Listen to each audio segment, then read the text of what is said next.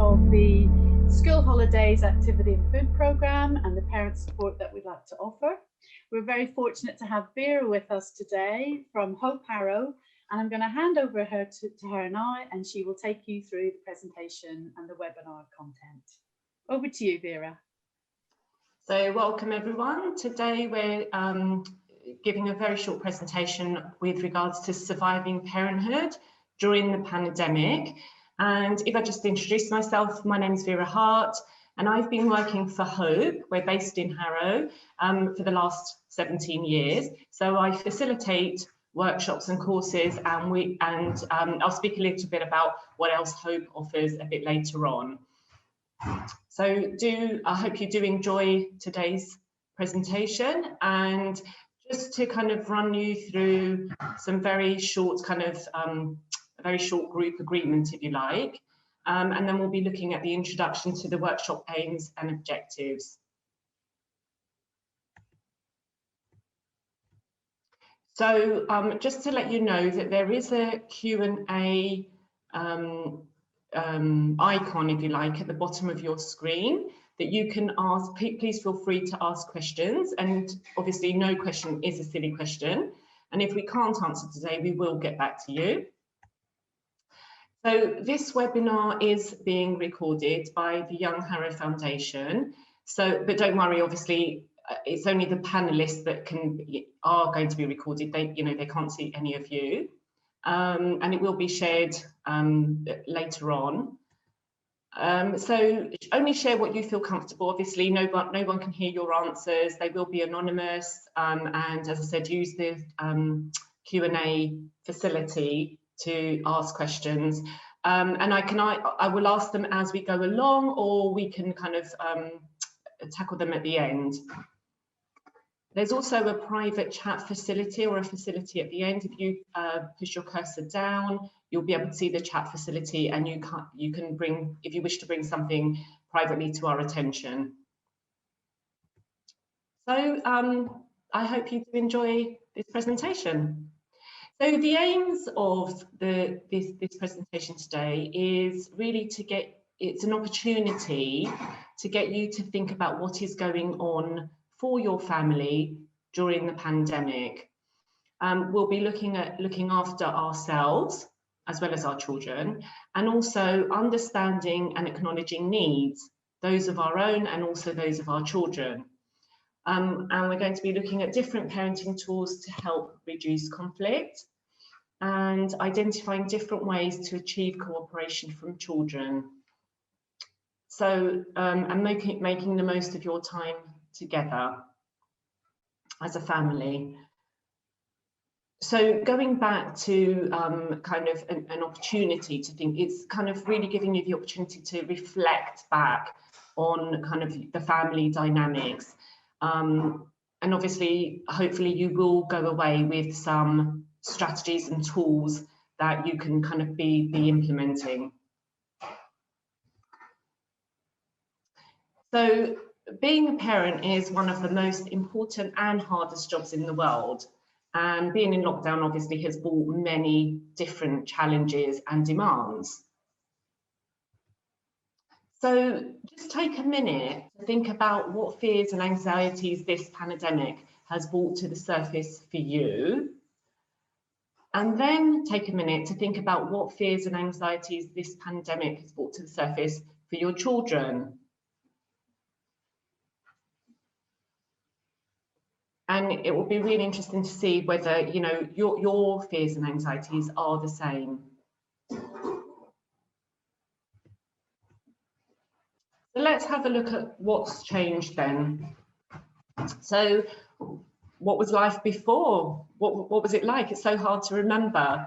So obviously, you know, there would have been, we hope, a set bedtime and morning routine for parents and children. You know, having to be ready with uniforms, have the packed lunch ready, school bags, books with homework, and obviously, you know, having to get up for the school run, after school extracurricular activities, and parents going out to work. There would have been less people in the house, I'm presuming. And obviously clearly defined differentiation between weekdays and weekends. See, at the moment, every day seems to be just rolling into one. So, you know, a routine and kind of structure was there. So during COVID-19, there doesn't seem to be such a set kind of bedtime or morning routine. Obviously no uniforms, packed lunch, school bags and homework, etc. Obviously the school run had gone, and all extra curriculum activities. Parents could be working from home. You know, more people, as people were being furloughed, you know, it could be a house full of people. And homeschooling, weekdays and weekends merging into one with little or no structure. So what could be helpful then is perhaps having, you know, that timetable. So at school, they would have a timetable where they would know what to do and when, and know what is expected of them. So it might be an idea to adopt this at home. Structure and routine. So to have structure to your day allows the whole family to know what's expected of them and know what each member is doing at any particular time. And we'll go on to speak about, you know, why having a structure is important. So bedtime and morning routine, schoolwork, parents working from home slot, and chores, family time, individual time, and one-on-one time. So make sure that you're covering everything. And the plan can be written and I posted in a common area so everyone can see, or it could be done in an individual timetable in each child's bedroom. So shared responsibility gives ownership to others. So the timetable can be written together depending on the age and ability of each child. And this can be reviewed weekly or sooner if it needs to be modified. And I'm sure the majority of you have already adopted this kind of way of working.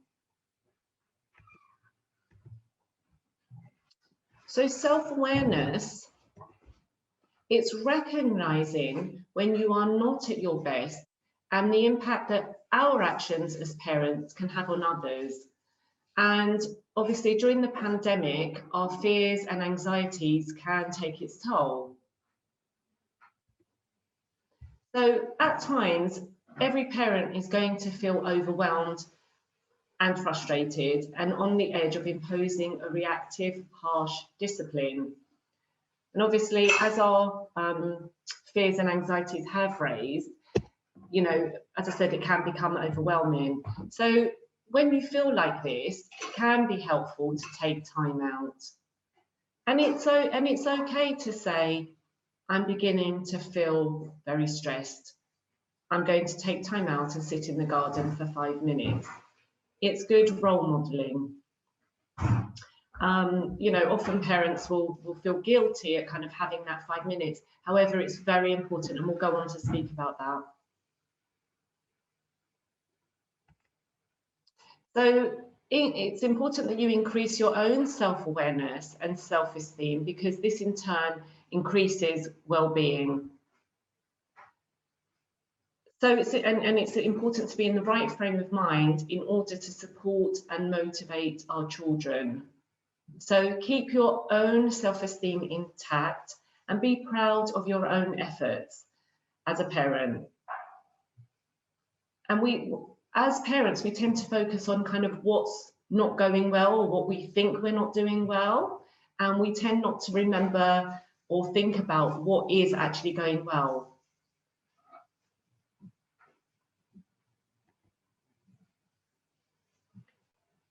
So even when we, as adults with caring responsibilities, we still need to care for ourselves. So just as our children do, we also feel worried, anxious and tired, and will have various needs. So we also need that reassurance, comfort, encouragement and love. If these needs are not met, we can struggle with everyday challenges.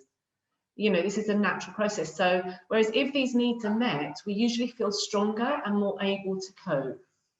So make sure you have time to do all the things that you do enjoy. You know, you might want to take up an old hobby or start a new one. So one way to ensure we are able to meet the new demands is to nurture ourselves.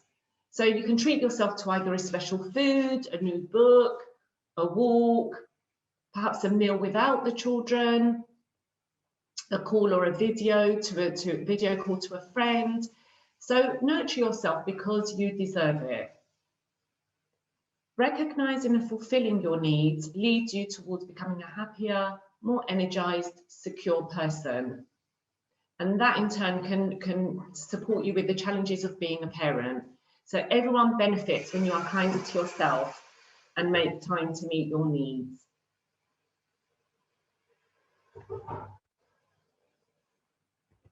So we've gone on to understanding and acknowledging needs.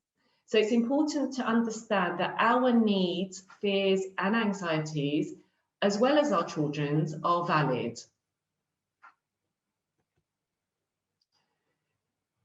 There tends to be a clash when those needs are not being met. So there's no right or wrong, there's just different. And it's recognizing that. So there are no bad children, just unhappy ones. And the worse the behavior is, the more upset the child is. And it may be their only way of letting you know. So we often say there's always a need behind the behavior. And just a quote there from Oscar Wilde, happy children are good children. So there's no such thing as just being naughty. We like to refer to it as acceptable or unacceptable behavior. So it's about separating the two. So all children need your approval, acceptance, and reassurance. And they do like to test this out. So what I've done here is I've just given a very basic example of how children, it's about getting us to think about what need could be behind the behaviour. So I've just put up some examples here. So crawling along the back of the couch when visitors are sitting there. What do you think the need behind the behaviour could be? Okay, so I've just given some examples there. And then I've given the answers for you. So let's just see how many you were able to think about.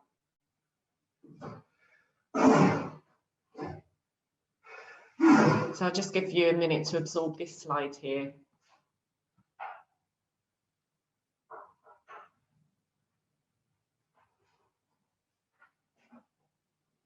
So it was just giving some examples of how a child will try to fulfill their need, and this usually manifests in their behaviour. Children struggle to express what could be going on for them. So they tend to, as I said, to kind of act it out in their behaviours. And as parents, what do? We tend to react to the behaviour rather than thinking about what could be really going on. So just some food for thought there.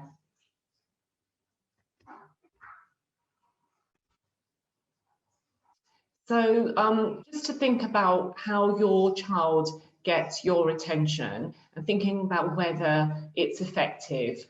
And also thinking about how you try to get attention as a child. And so think about, your child getting that attention. And what do you think? It's about looking at what the need is behind the behaviour. Think about what happened just before, what was the trigger, and look for underlying needs. So it's about accepting and acknowledging your children's needs and feelings, which help them to express them safely. So an example here is you can respond to "I am tired" by perhaps saying, "I can see you're feeling tired. So you're acknowledging what could be going on for the child, and avoid saying, no, you're not, you slept earlier, or it's not surprising, you went to bed so late last night. So can you see the difference? So all needs are valid, even if the behaviour is unacceptable. So it's important that our communication with our children, and also with adults, of course, is very clear. So be willing to listen. Listening is essential for mutually respectful relationships. A child who feels respected and valued is more likely to want to cooperate. And I often say that, you know, if we are listening, we can then, and it's using the first 4 letters of the word listening, is, are we able to list what the child has just said? You know, that's one way of kind of knowing whether we're actually listening to what is being said. Can you list? Have you heard what the child is actually telling you? So when we accept feelings, it means accepting the child. It's giving emotional support and understanding, which helps to create an atmosphere of mutual trust and cooperation.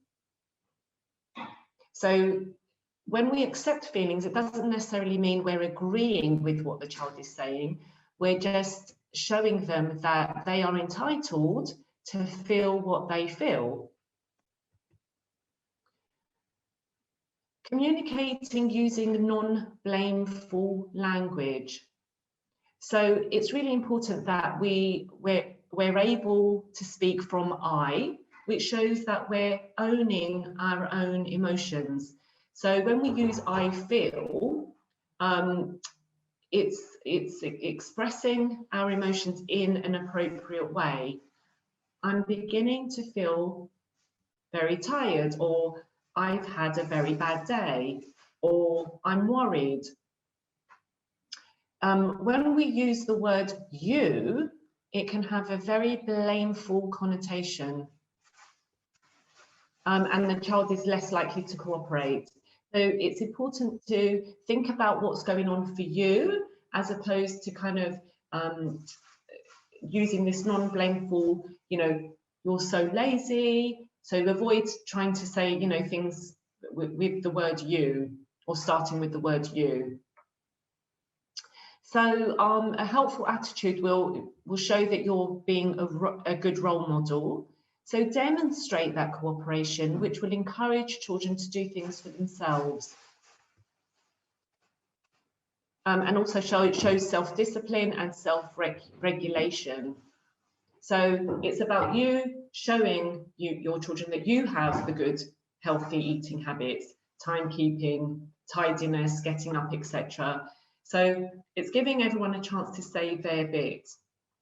So as a parent, if you have, you know, if you're not able to keep tidy or good timekeeping, and yet you're expecting your children to, you know, what are you kind of role modeling there?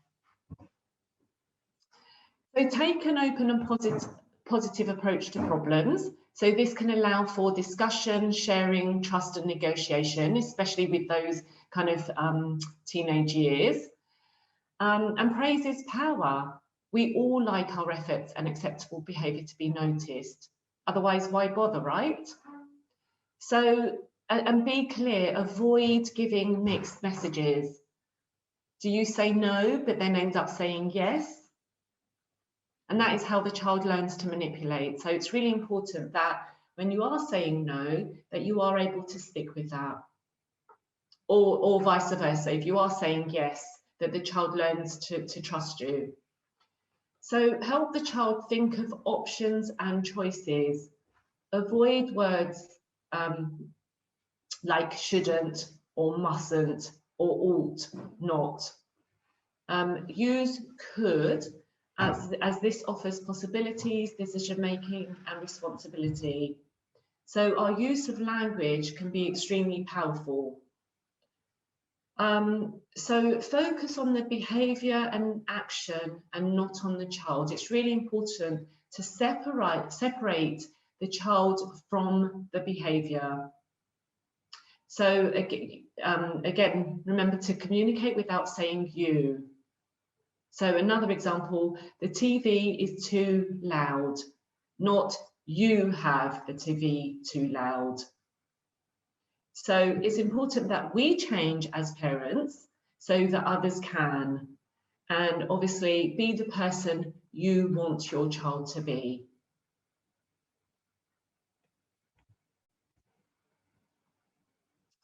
So it's about, you know, we're wanting to motivate our children. So it's all about positive parenting, which will encourage and empower children to cooperate. So we spoke a little bit about role modelling. So role model appropriate expectations and behaviours. Avoid do as I say, not as I do, or because I said so. Show them that you are also learning. Try to create a warm, positive and loving environment, and look out for all examples of desirable behaviour and praise. I think that's a really important one, because as parents, what we tend to do is we tend to focus on what the children are not doing well as opposed to what they are doing well. So children repeat behaviours. So the more praise they're receiving, the more likely it is that they're going to repeat that behaviour. So choosing your battles. So constant nagging, as we know, and criticism makes children tune out, or anybody tune out. So think about prioritising what's important for you, and perhaps focusing on one or two of those behaviours rather than kind of, you know, having a whole list. We get sick of hearing our own voices as well. So try and decrease the number of commands. Choose only those that are most important and be consistent. We spoke earlier about kind of giving a mixed message. When children don't know what to expect, it can raise anxiety. Whereas if we give mixed messages, children don't know what to expect. And as I said, being consistent leads to a child learning to trust you. They know what's expected. Whereas if you're constantly changing your mind, a child won't know what to expect, and it could raise anxiety. So make requests using a polite, respectful and positive tone. And ask yourself, if someone spoke to me in this way, would I feel like obliging? Of course not. So try to avoid sarcasm, threats and criticism, labelling, teasing, and of course shouting. So when making requests, state what you want to happen rather than what you don't want to happen. So try and state the positive.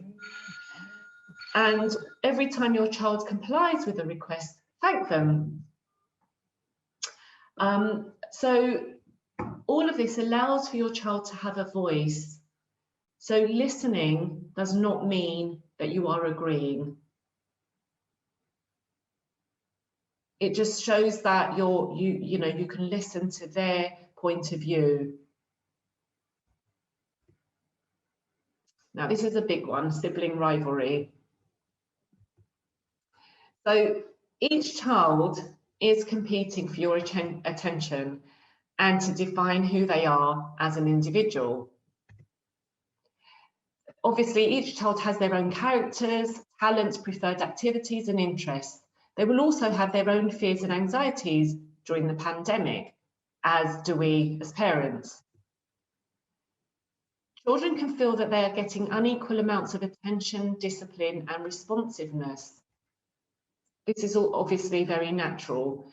So stress can shorten fuses and decrease patience, tolerance and frustration, leading to increased tension and conflict in the home. Parents who are already feeling overwhelmed by the daily battles and challenges can become stressed, tired and at breaking point. finding the energy and time to referee sibling disputes effectively can be very difficult and time consuming.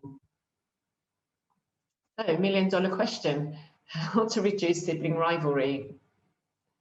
So it's important that we recognize each child as an individual. Taking a minute to think about and write down 2 unique characteristics of each of your children could be helpful. You know, we tend to kind of think of them as kind of the same. So allowing each child to be who they are, trying not to compare. And remember that each child develops differently, even twins develop differently. And with regards to those 2 unique characteristics that you might have written down, enjoy each of their individual talents and successes. And it's about setting your children up to cooperate rather than competing. Being fair is very important, but it's not the same as being equal. So speaking positively of each sibling, and it encourages the siblings to speak positively of each other.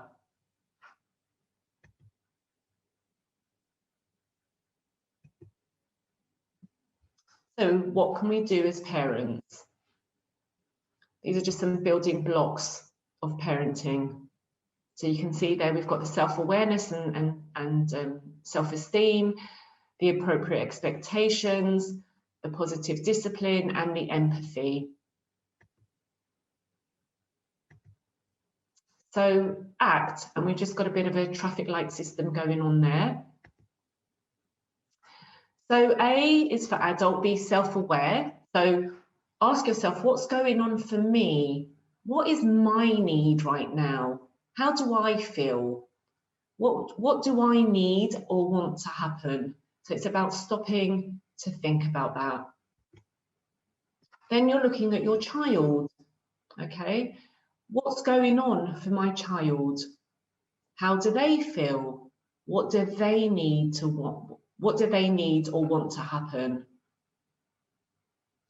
Okay, so that's where the caution and the weight comes in. So it's about empathizing, listening. Yeah, so it's listening to what your child might be wanting to happen or what they need, and acknowledging that. Doesn't mean that you're agreeing with them. So what skills and ideas can I use here? What can I say or do that will help us both? So remember, it's about getting both needs met. It's not about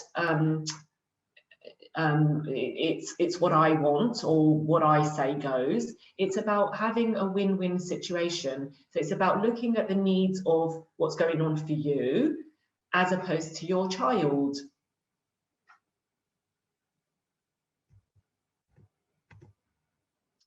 So as we said, A is the first step in ACT. So it's about stopping and thinking, giving ourselves breathing space and act rather than react. So we're more likely to respond to the conflict constructively if we're able to do this and find an effective solution for everyone. So proceed with caution and know and be aware of how you're feeling and how your feelings could tell us before we can sort out the conflict. Feelings are a warning signal that important needs are not being met. And it's about understanding that so that we can approach it and responding without blame. So T is using the tools. We like to call the strategies tools that could be most appropriate for the job. So it's not about one size does not fit all. We spoke a little bit or we mentioned listening earlier. So listening to all parties is important. It raises, when a child feels listened to, it raises their confidence. It shows that someone is interested, they're being heard, they're being validated. So it can go a long way to helping the child raise their self-esteem and their confidence. If they feel listened to, they're more likely to listen to you. So remember, this is not a blame game. Each party in a dispute will have a valid grievance. So it's about stopping to listen. It doesn't mean that you're agreeing with them. It's just showing that you're prepared to hear the other person's point of view. So here's our toolbox again.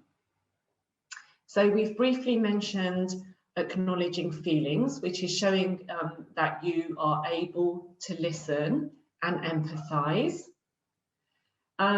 You're looking at what's an appropriate expectation. You know, am I expecting my child to do something that, you know, am I setting them up to fail? So be aware of kind of age appropriate expectations.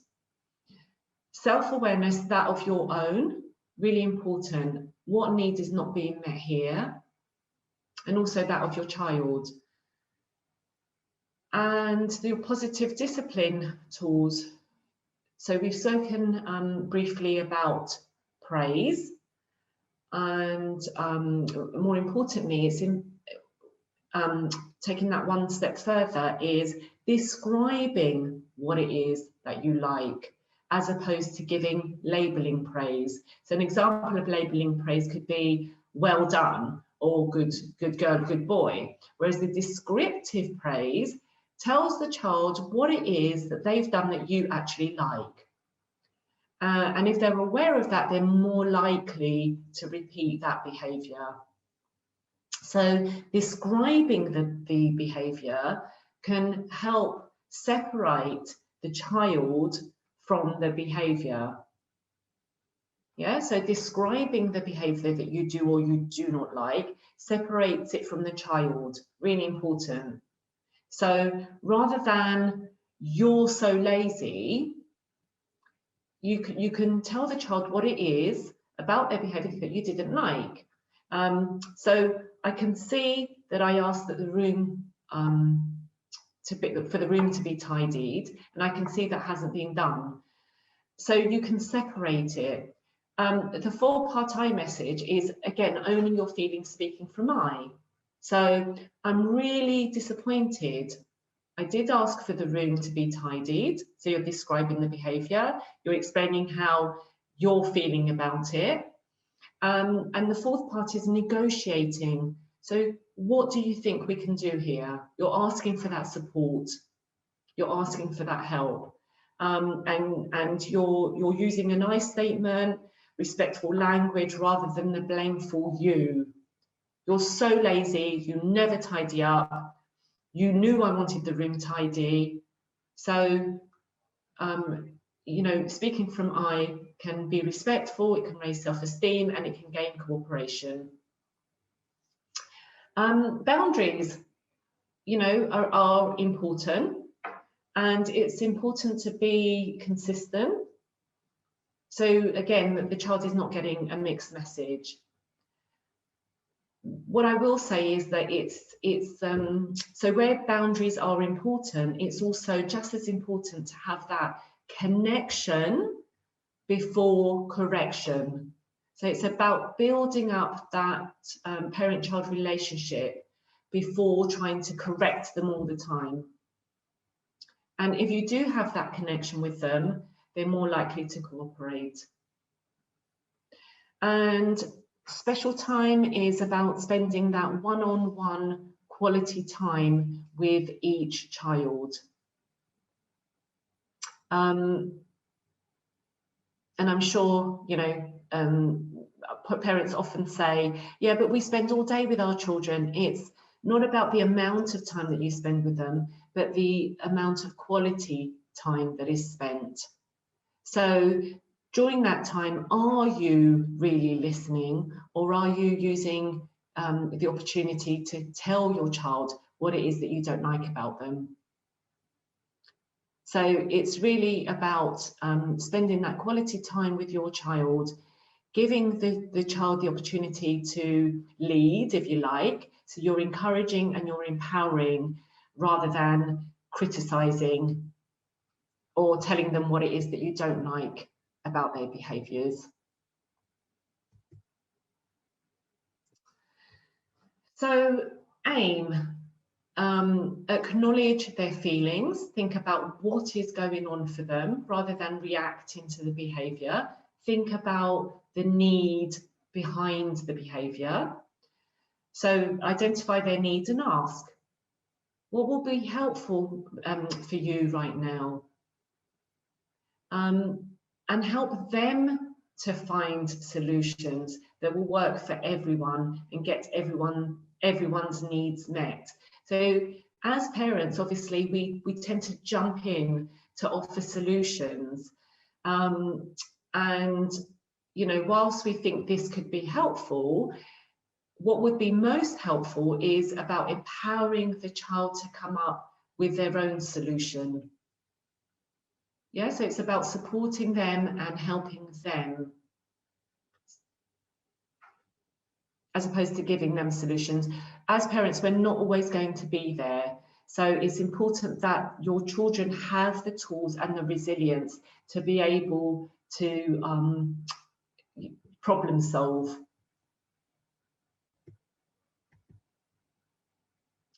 So final thoughts then, and if you've got any questions, we can kind of work through those. So remember, everyone is going to have a different experience during this pandemic, different worries, fears, and anxieties. Empowering our children to develop the skills to become resilient in the face of challenges will become an invaluable life skill. It's not what we do for our children that makes them successful, it's what we teach them to do for themselves. Yes, we briefly spoke about trying not to solve everything for our children, but empowering them to think about what they can do. Again, that quote from Oscar Wilde, happy children are good children. And being a parent is one of the most difficult jobs in the world, and you are doing just fine. So at this point then, before I kind of go on to the IAG, just to ask whether there's any questions or anything that anyone wants clarification on. Otherwise, I'll just say that Hope does deliver various different parenting courses and workshops. We've got our website there with our telephone number, and if you want some more information, you can email me at info@hopeharrow.org.uk. There's also additional courses and workshops enabling you to gain further learning and wellbeing opportunities on the Learn Harrow website, and the website is there, www.learnharrow.ac.uk.